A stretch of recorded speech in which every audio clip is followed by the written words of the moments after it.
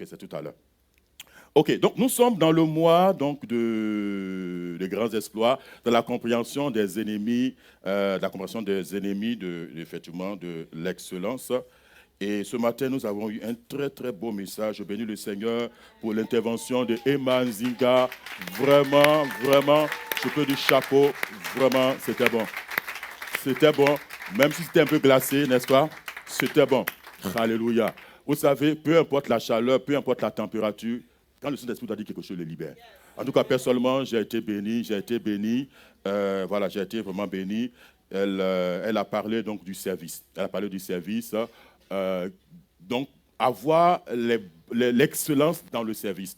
Alléluia. Elle a énuméré un certain nombre de points. Et effectivement, dans la semaine, personnellement, j'ai pu l'expérimenter. J'ai pu l'expérimenter où le Seigneur, vous savez, va attirer votre attention sur un certain nombre de choses qui ne lui plaisent pas. Alléluia. Et l'idée, c'est que quoi? Il faut se repentir. Vous voyez, il faut vraiment se repentir comme un enfant pour dire à Seigneur, franchement, j'ai péché, j'ai bugué, je me suis trompé, je repars à nouveau. Je repars à nouveau. Et c'est lui qui est au commande de notre vie. C'est lui qui est au commande de notre vie. S'il en est le maître, c'est lui qui est au commande de notre vie. Et il nous dira exactement ce qu'on doit faire. Vous savez, être au bon moment, être au bon endroit et au bon moment, c'est la commande du Saint-Esprit. C'est lui qui pilote. Pour te dire, va ici et tu vas là. Pour te dire, viens ici et tu viens.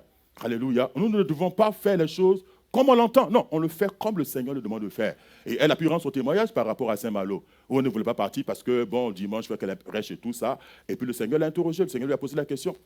OK? Et elle a réalisé que non, il fallait qu'elle parte. Vraiment demander pardon au Seigneur. Alléluia. Donc parfois, il y a des attitudes comme ça qu'on a, mais parfois qui ne plaisent pas au Seigneur. Alléluia. Donc ce matin, c'est dans cette même lancée que je veux donc aborder le dernier tour de ce mois de la compréhension des ennemis de l'excellence. Je parlais de surnaturel au naturel. Du surnaturel au naturel. Et tout à l'heure, effectivement, nous allons vraiment prier. Nous allons vraiment prier. Je parlerai du miraculeux. Et comme nous avons commencé déjà par ce chant, j'ai beaucoup aimé ça. Dieu est un Dieu de miracle. Dieu est un Dieu de miracle. Dieu est un Dieu de miracle. Et je m'attends à mon miracle. Je m'attends à mon miracle. Alléluia. Les candidats tout à l'heure qu'on va tuer, est-ce qu'ils sont... Oui, parce qu'il y en a qu'on doit tuer, il y en a qui doivent mourir. Il y a au moins 17 personnes qu'on doit mettre à l'eau tout à l'heure là. Est-ce qu'on peut avoir les mains? Est-ce qu'on peut avoir les mains des candidats?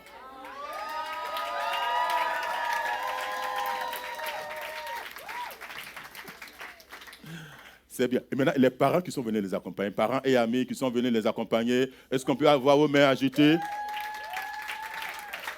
Voilà. Tout à l'heure, on prendra le temps vraiment de vous accueillir, de vous honorer comme il se doit à la Seigneur. Mais vraiment, nous sommes vraiment contents que vous soyez ici présents. Amen. Mais il faut comprendre que le hasard avec Dieu n'existe pas. Le hasard avec Dieu, ça n'existe pas, ça ne marche pas. Alléluia, il n'y a pas de hasard. Ça existe peut-être pour les autres, mais pas pour nous. Pour la nouvelle création, les hasards n'existent pas. C'est pour ça que chaque fois que vous êtes dans la maison de Dieu, attendez vos dieux, attendez vos seigneurs. Parce que c'est lui qui conduit nos pas. Qui conduit nos pas. Et être au culte le dimanche, il y a une sainte convocation. Nous répondons à une convocation. Nous répondons à une sainte convocation. C'est pour ça que nous venons pour pouvoir rendre grâce à Dieu, pour manifester notre gratitude, notre reconnaissance. Alléluia. Donc, du naturel au surnaturel. Amen. Il faut un point de contact naturel pour appeler le surnaturel. Pour que le surnaturel puisse intervenir dans ta vie, dans ma vie, il faut un point de contact. Un point de contact, donc du naturel. Alléluia. En fait, tout part du naturel vers le surnaturel. Alléluia. Parce que pour que Dieu intervienne, il faut que quelqu'un l'appelle. Il faut que quelqu'un crie. Il faut qu'il y ait une voix qui monte pour que le surnaturel descende, pour que le ciel puisse envahir la terre. Il faut qu'une voix s'élève. Vous comprenez? Il faut qu'une voix s'élève. Jean chapitre 3, le verset 1 à 13, c'est le passage donc, de base. Pour ceux qui lisent la Bible, ils sauront qu'il s'agit ici donc, de l'entretien de Jésus avec Nicodème. Alléluia. Il s'agit donc de l'entretien de Jésus avec Nicodème. On va se tenir debout par respect et on va lire ensemble ce passage. Jean chapitre 3, à partir du verset 1 jusqu'au verset 13. 1, 2, 3, go. Mais il y eut un homme d'entre les pharisiens nommé Nicodème, un chef des Juifs, qui vint, lui, auprès de Jésus de nuit et lui dit, « Rabbi, nous savons que tu es un docteur venu de Dieu, Car personne ne peut faire ces miracles que tu fais si Dieu n'est avec lui. Jésus lui répondit, en vérité, je te le dis, si un homme ne naît de nouveau, il ne peut voir le royaume de Dieu. Nicodème lui dit, comment un homme peut-il naître quand il est vieux? Peut-il entrer dans le sein de sa mère et naître? Jésus répondit, en vérité, je te le dis, si un homme ne naît d'eau et d'esprit, il ne peut entrer dans le royaume de Dieu. Ce qui est né de la chair est chair, ce qui est né de l'esprit est esprit. Ne t'étonne pas que je t'ai dit, il faut que vous naissiez de nouveau. Le vent souffle où il veut, et tu entends le bruit, mais tu ne sais d'où il vient, ni où il va. Il en est ainsi de tout homme qui est né de l'esprit. Nicodème lui dit, comment cela peut-il se faire? Jésus lui répondit, tu es le docteur d'Israël et tu ne sais pas ces choses? En vérité, je le dis, nous disons ce que nous savons et nous rendons témoignage de ce que nous avons vu. Et vous ne recevez pas notre témoignage. Si vous ne croyez pas quand je vous ai parlé des choses terrestres, comment croirez-vous quand je vous parlerai des choses célestes? Dernier verset. Personne n'est monté au ciel si ce n'est celui qui est descendu du ciel, le Fils de l'homme qui est dans le ciel. Amen, amen, amen. On va rester debout pour la prière. On restera debout. Seigneur, merci pour le temps de la parole. Je prie que, Seigneur, cette parole soit libérée avec force et puissance, afin que la foi de ceux qui reçoivent cette parole, Seigneur Dieu, repose sur la puissance de Dieu. Parce qu'il est question de puissance ce matin, cet après-midi. Ton royaume ne consiste pas en parole, mais en puissance. Seigneur, je bénis ton nom parce que tu confirmes ta parole par des signes et des prodiges. Merci, Seigneur, pour la disposition des cœurs, afin que la vie pénètre, que la vie se manifeste par ton Esprit Saint, au nom de Jésus. Amen. Amen. Veuillez vous rasseoir dans la présence de Dieu. Donc ici, il s'agit donc de l'entretien de Jésus avec Nicodème. Il est toujours bien de situer le contexte historique. Et quand on parle de contexte historique, en fait, qu'est-ce qui se passe à cette époque, à ce moment, à l'instant T? Qu'est-ce qui se passe? Alors, pour comprendre ce qui se passe dans ce texte, soit on lit les passages qui précèdent, ou l'on lit les passages qui suivent, afin de comprendre exactement ce qui s'est passé. Pour comprendre donc cette conversation, il faut repartir au chapitre 2. Le chapitre 2 va nous dire qu'à partir du verset 13, la Pâque des Juifs était proche et Jésus va se rendre à Jérusalem. Vous comprenez? Parce qu'en passant, il faut dire que Jésus est juif. Hein? Jésus est un juif. Alléluia. Jésus est un juif. Donc, en tant que bon juif, qu'est-ce qu'il fait? Il va se rendre à Jérusalem parce que c'est à Jérusalem que se trouve le temple où effectivement le peuple doit pouvoir honorer Dieu, doit pouvoir célébrer la Pâque. La Pâque était une fête juive donc qui est comme une loi que Dieu a prise par rapport à ce peuple-là. Alléluia. Donc, en tant que bon juif, il faut qu'il parte pour la Pâque. Sauf qu'effectivement, quand il arrive à Jérusalem, la Bible dit qu'il va entrer dans le temple. Et dans le temple, qu'est-ce qu'il découvre? Il va trouver des vendeurs de moutons, de bœufs, etc., avec des changeurs de pièces de monnaie, etc., etc. La Bible dit qu'il va prendre un fouet, il va les fouetter. Il va les chicoter. Okay? Il va les chicoter, il va disperser les tables, les monnaies et tout ça. Comment pouvez-vous faire de la maison de mon père une caverne de voleurs, de bandits et tout ça? Alléluia. Parce que la maison de Dieu est une maison de prière. Alléluia. On ne doit pas en faire une caverne de voleurs. On ne vient pas là pour les business, on vient là pour rencontrer Dieu. Alléluia. Et les Juifs dans leur colère m'ont dit, mais attends, quelle est la preuve? Quel miracle peux-tu nous donner pour justifier ce que tu es en train de dire? Et il va dire, non, détruisez ce temple. Et en 3 jours, je le reconstruis. Non, il dit, voilà la preuve. Mais il est en train de blasphémer, il blasphème. Il a fallu des années, au point de 46 ans, pour construire ce temple-là. Et toi, en 3 jours, tu vas le détruire. Mais c'est un blasphème. La Bible dit qu'il parlait de son corps.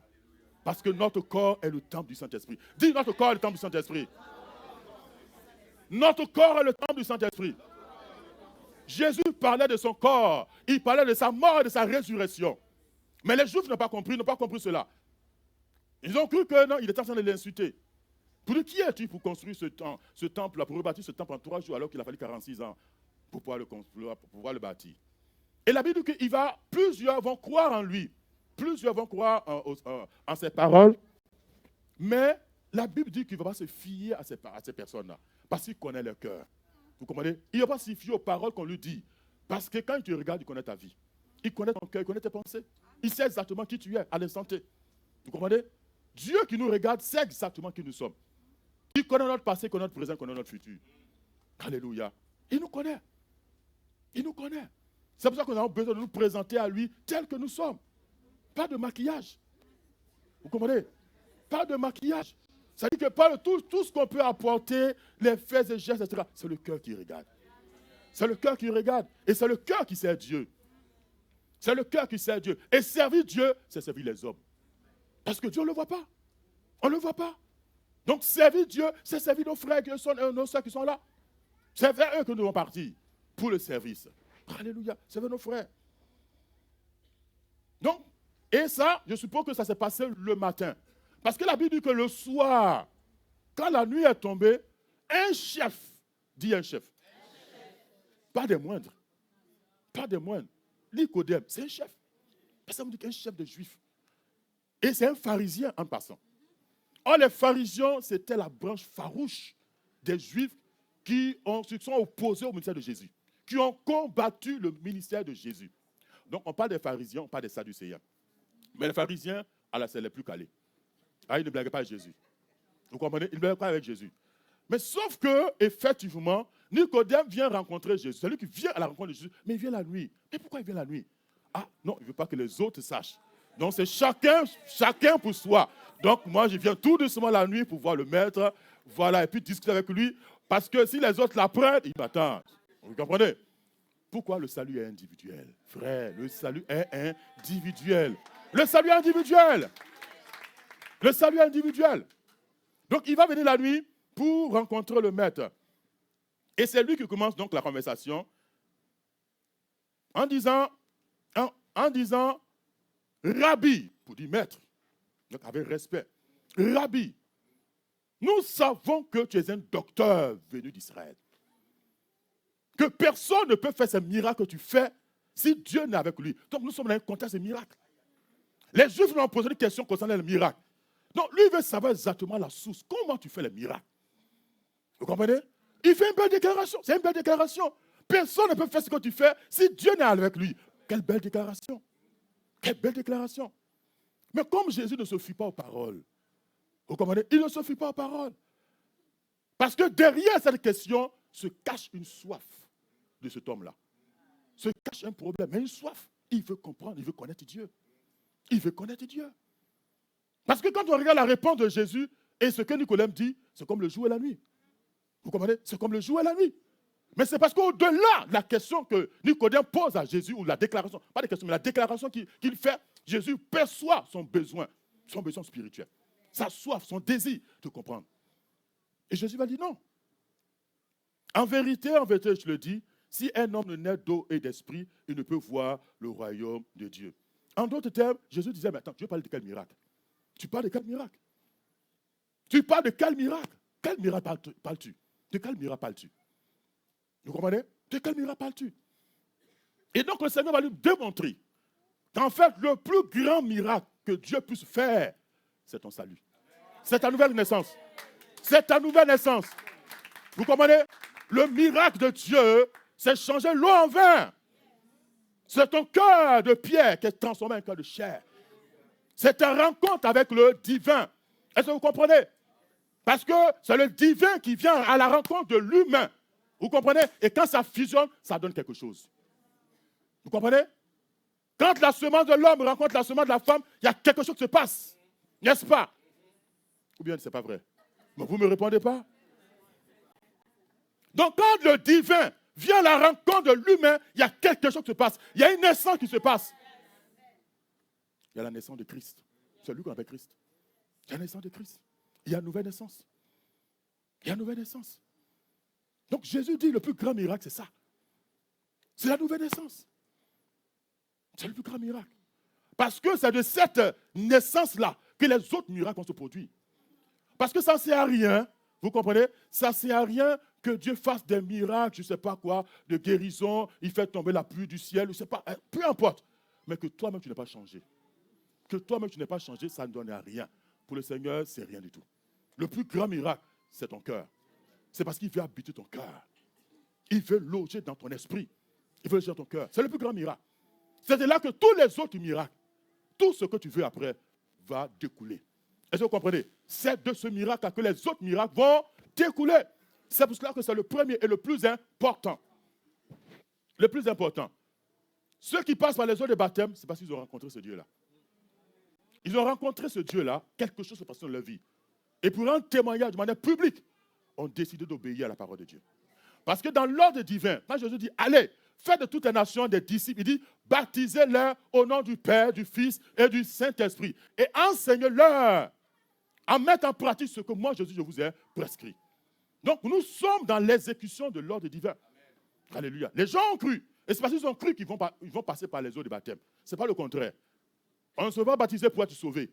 Non, non, non, non, non. On est d'abord sauvé. Et ensuite, on va se faire baptiser. Voilà. Vous comprenez? C'est parce qu'on a cru en Jésus qu'on va passer par les eaux de baptême. Mais c'est important. Nous tous qui sommes ici, nous sommes tous passés par les eaux de baptême. Et c'est important. Alléluia. Moi, je suis passé par les eaux de baptême. Vous vous souvenez? Je l'ai souvent dit ici. Il y en a qui ne m'en connaissent, c'est vrai. C'est le 10 août 1986. 10 août 1986. J'ai passé par les eaux de baptême.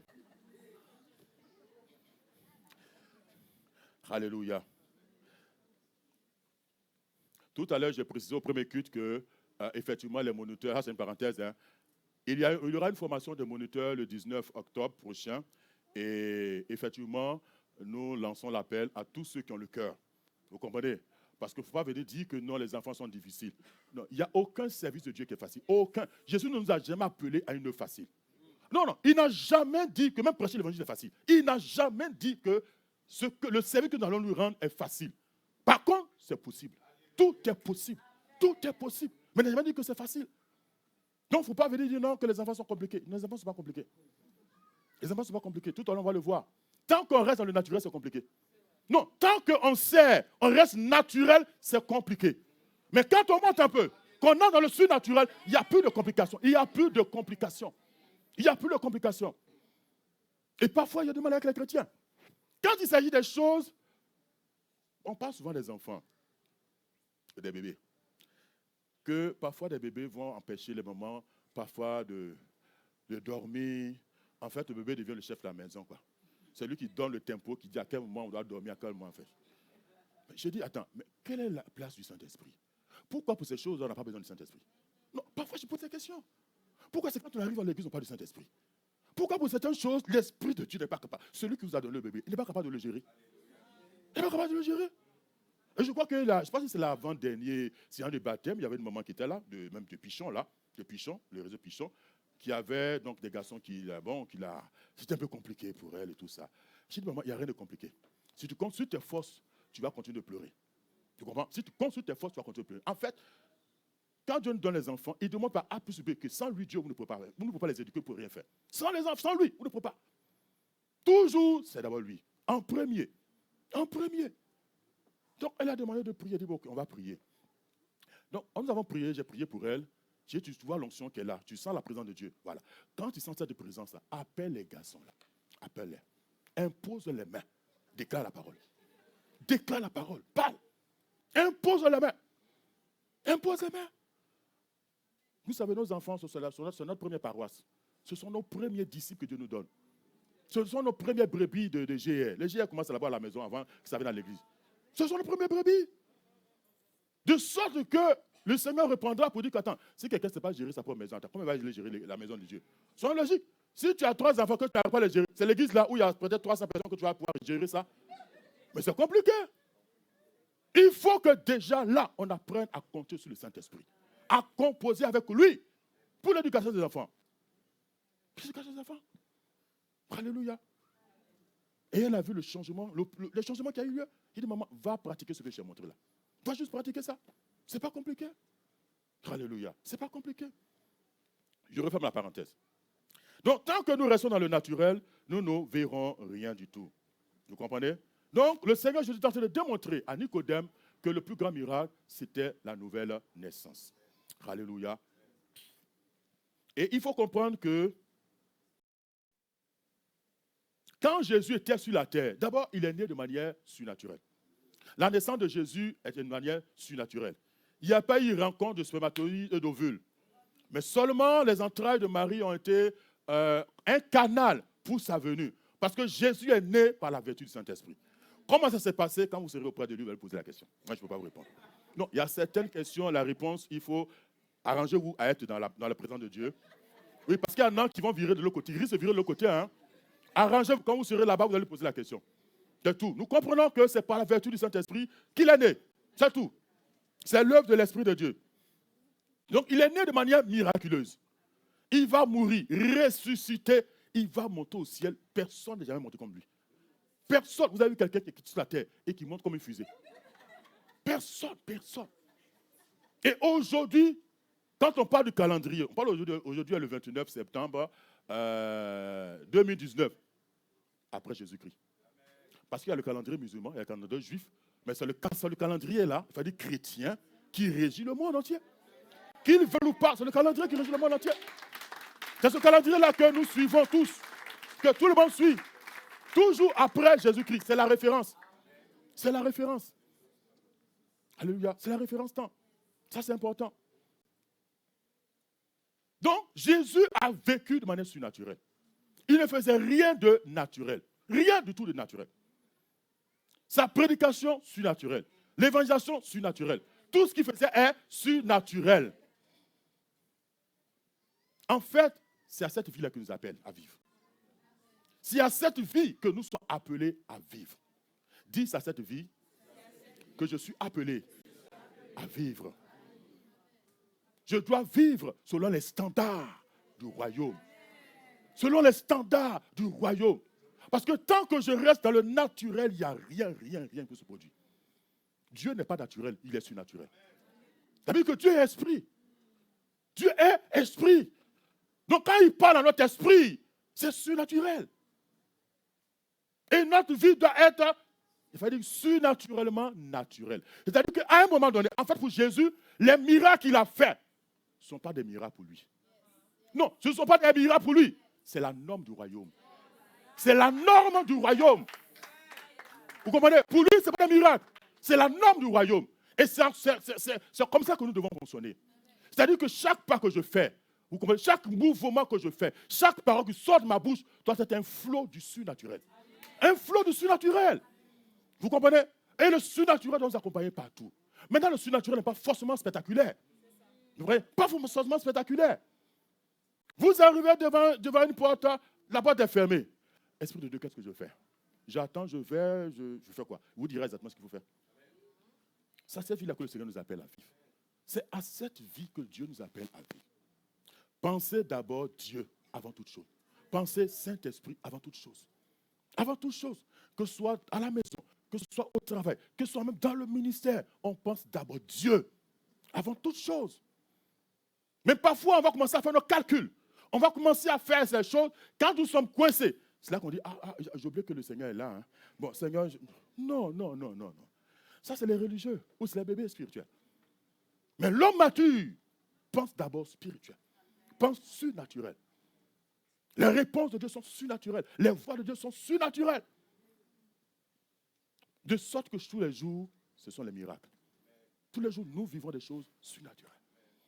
Si nous sommes connectés au Saint-Esprit, il nous dira exactement, à l'instant, ce qu'il convient de faire. Ce qu'il convient de faire. Donc Jésus répond donc à Nicodème pour montrer que le plus grand miracle, c'est la nouvelle naissance. Maintenant, comment marcher dans le surnaturel? J'agirai rapidement. D'abord, il faut être rempli du Saint-Esprit. Selon Éphésiens chapitre 5, verset 18. C'est vraiment, ça c'est non négociable. Et je sais que je l'ai souvent dit ici que même quand on vient au micro, on doit prendre le micro, au programme, que ce soit pour les chants, que ce soit pour faire les annonces, que ce soit pour la présidence, il faut s'assurer d'être rempli de l'Esprit de Dieu. Il faut s'assurer d'être rempli de l'Esprit. On se dit que non, comme peut-être c'est des petites tâches, on n'en a pas besoin. Même pour faire le balayage, je vous assure, il faut être rempli du Saint-Esprit. Je vous assure, même pour balayer, il faut s'assurer d'être rempli du Saint-Esprit. Si vous considérez que non, c'est banal, ce n'est pas nécessaire, vous allez voir. Vous allez voir. Vous comprenez? Si vous assurez que même pour balayer, j'ai besoin d'être rempli du Saint-Esprit, quand vous allez le faire, vous allez faire joie. Pendant que vous balayez, vous chantez, vous bénissez Dieu, vous chantez, vous bénissez Dieu. Et pendant que vous êtes en train de servir des visions, des révélations, des paroles pour d'autres personnes, pour vous-même, etc., etc. Vous comprenez? Etc., etc. Assurez-vous. Mais parfois, on se dit, non, on n'a pas besoin. C'est quand on va seulement l'évangéliser que. Ce n'est pas vrai. Ce n'est pas vrai. Je vous ai souvent rendu mon témoignage ici. Ça remonte un peu. Parce que de l'autre côté, c'est vrai que je m'occupais des finances. Et puis, bon, le pasteur m'avait dit que j'avais l'autorisation jusqu'à 5 000 euros CFA. 5 000 francs CFA. Voilà, pour gérer le transport. S'il y a quelqu'un qui a besoin de 1 000 francs CFA ou 500 francs CFA pour prendre son taxi et retourner, bon, que je gère ça. Au-delà, je le contacte. C'est lui qu'il faudra que je voie pour. Et puis, bon, c'est ce que je faisais, jusqu'à ce que Saint-Esprit me dit, mais tu ne m'as jamais invité dans cette affaire-là. Hein. Il dit, ah oui, c'est vrai. Hein. Parce que je dis, bon, c'est automatique et puis ce n'est pas compliqué. Tu as besoin de combien? Il dit, non, il faut que lui soit là. Il dit, ah ouais, il dit, il faut qu'il soit là. Vous comprenez? Donc, même pour ces petites tâches, on a besoin de lui. On a besoin de lui. On a besoin de lui. Alléluia. On a besoin de lui, c'est important. Notre vie est surnaturelle et nous sommes appelés à vivre le surnaturel. Tous les jours de notre vie. Tous les jours. Pas un seul.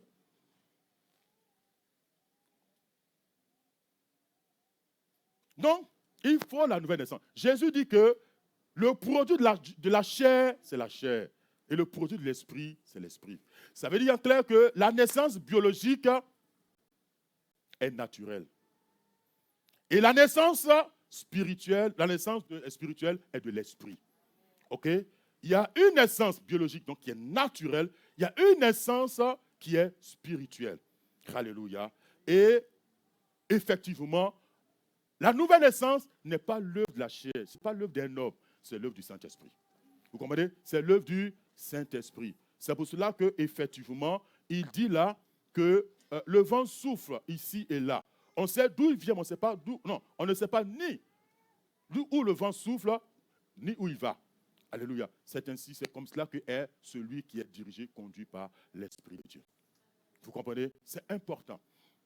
Donc, toi qui es là ce matin, cet après-midi, tu me diras que non, tu es venu accompagner quelqu'un pour le baptême. C'est bien, mais sauf que cette personne, elle est sauvée. Vous comprenez? Si Jésus venait aujourd'hui, cette personne serait partie avec lui. Et toi, quelle sera ta situation? Quelle sera ta situation? OK? Il y a une naissance biologique, mais aussi une naissance spirituelle. Et le Seigneur voudrait que tu naisses de nouveau. C'est vrai que tout à l'heure, nous allons prier pour le miraculeux, pour que le surnaturel intervienne dans la situation où tu es. Alléluia.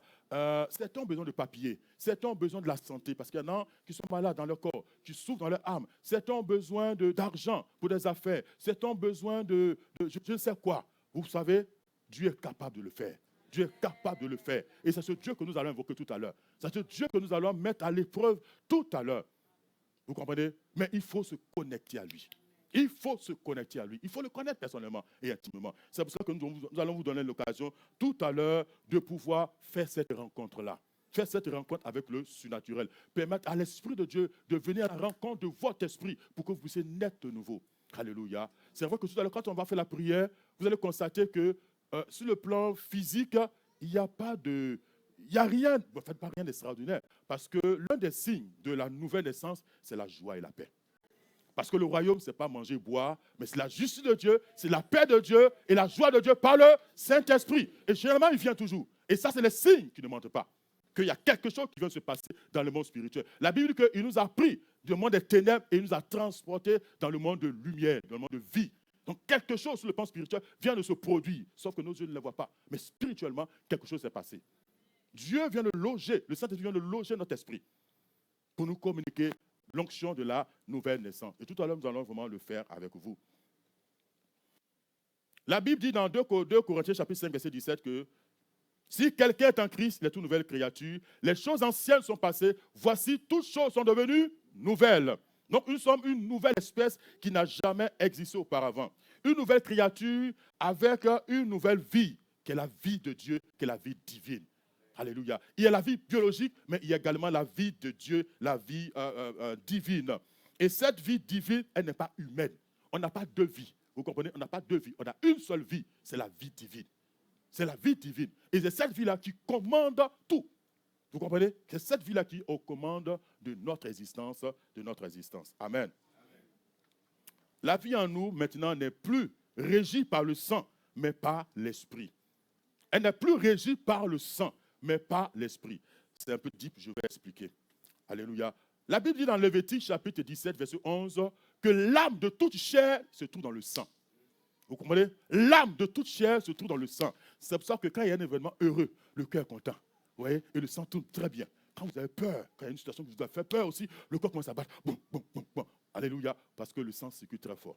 Hein? Le cœur va pomper le sang et il va tourner dans tout le corps, etc. Donc, l'âme de toute chair se trouve dans son sang. Sauf que dans Romains, chapitre 8, versets 8 à 9, ce n'est plus par la chair que les choses se font. Hein? Romains, chapitre 8, à partir du verset 8 à 9. Or, ceux qui veulent vivre selon la chair ne sauraient plaire à Dieu. Verset 9. Pour vous, vous ne vivez pas selon la chair, mais selon l'esprit. Nous ne marchons plus selon la chair, mais selon l'esprit. Si du moins l'esprit de Dieu habite en vous, si quelqu'un n'a pas l'esprit de Christ, il ne lui appartient pas. Désormais, nous ne marchons plus selon la chair, mais selon l'esprit de Dieu. Si nous marchons selon la chair, nous vivons selon la chair, nous sommes la proie, la nourriture facile du diable. La proie facile du diable. C'est pour ça que la Bible nous encourage à marcher par l'esprit, à manifester le fruit de l'esprit. À manifester le fruit de l'esprit. Donc, être rempli du Saint-Esprit. Et ensuite, nous sommes en train de répondre à la question comment marcher par l'esprit, comment marcher dans l'esprit naturel. Ne pas attrister le Saint-Esprit. Ne pas l'attrister. Il est le moteur, il est l'auteur du surnaturel. Si vous l'attristez, c'est comme si vous venez d'arrêter l'interrupteur. Vous allez appuyer sur l'interrupteur, les choses sont arrêtées. Vous comprenez? Parfois, les gens ne vivent pas cela parce que le Saint-Esprit est attristé. Je voulais que nous lisions donc ce passage de Éphésiens chapitre 4, versets 17 à 32. Il est long, mais il est important. Éphésiens.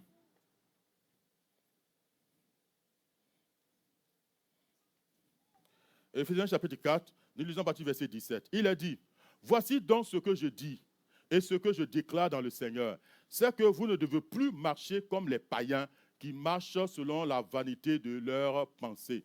Ils ont l'intelligence obscurcie et ils sont étrangers à la vie de Dieu à cause de l'ignorance qui est en eux, à cause de l'endurcissement de leur cœur. Ayant perdu tout sentiment, ils se sont livrés à la dissolution pour commettre toute espèce d'impureté jointe à la cupidité. Mais vous, ce n'est pas ainsi que vous avez appris Christ. Si du moins vous l'avez entendu, et si conformément à la vérité qui est en Jésus, c'est en lui que vous avez été instruits pour dépouiller, eu égard à votre vie passée, du vieil homme qui se corrompt par les convoitises trompeuses.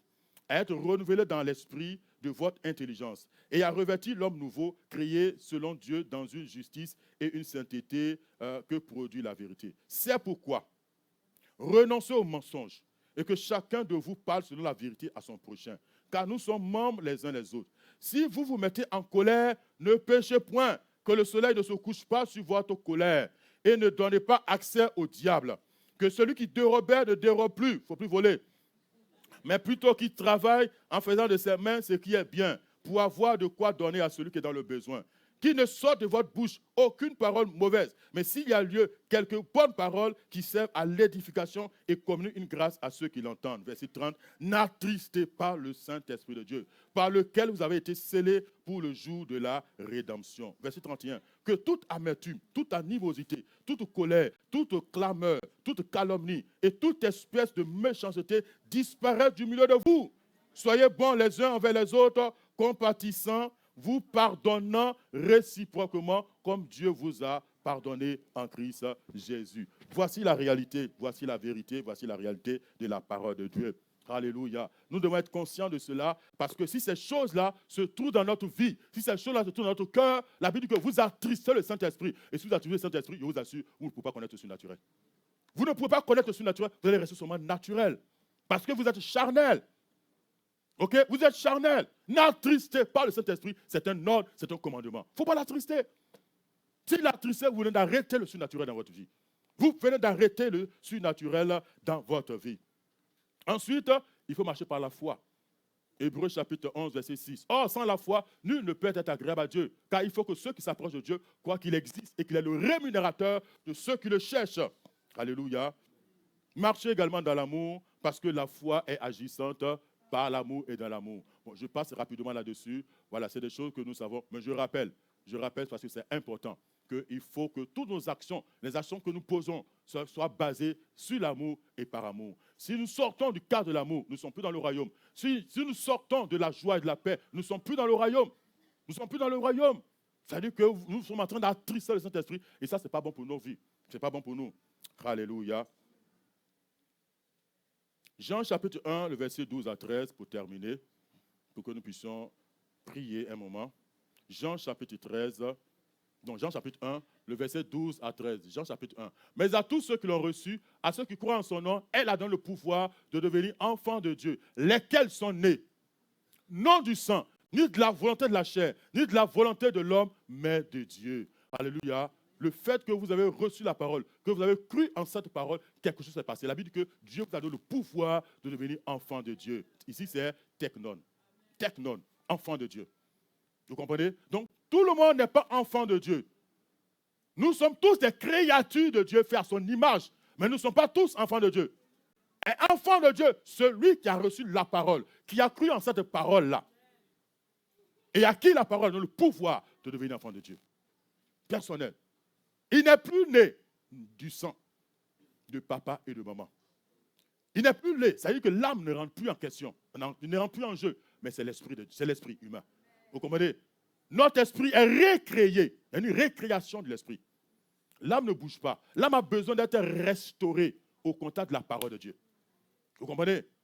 L'âme a besoin d'être restaurée au contact de la parole de Dieu pour s'aligner sur le caractère de Christ. Et ça, c'est important. Et ça, c'est vraiment important. Et ce matin, je vais vous donner l'occasion de pouvoir rencontrer ce Dieu-là avant que nous commencions vraiment à prier pour le miraculeux, pour que, effectivement, tous les jours qui viennent, nous puissions vraiment expérimenter le surnaturel dans notre vie. Tout à l'heure, il y aura des temps de repentance. S'il y a également des choses que vous avez faites qui ont attristé le Saint-Esprit pendant cette semaine, ou que Dieu vous a parlé, que vous êtes resté sur votre position à vous, que nous ne voulons pas changer, l'occasion vous est donnée de vous repentir. La Bible dit que si vous entendez sa voix, n'endurcissez pas votre cœur. N'endurcissez pas votre cœur. Voyez, c'est l'occasion de pouvoir mettre de l'ordre dans votre vie, de pouvoir régler votre vie au regard de la parole de Dieu. Au regard de la parole de Dieu. Cela est très, très important. Nous allons tenir debout. Il y a quand même la parole de Dieu.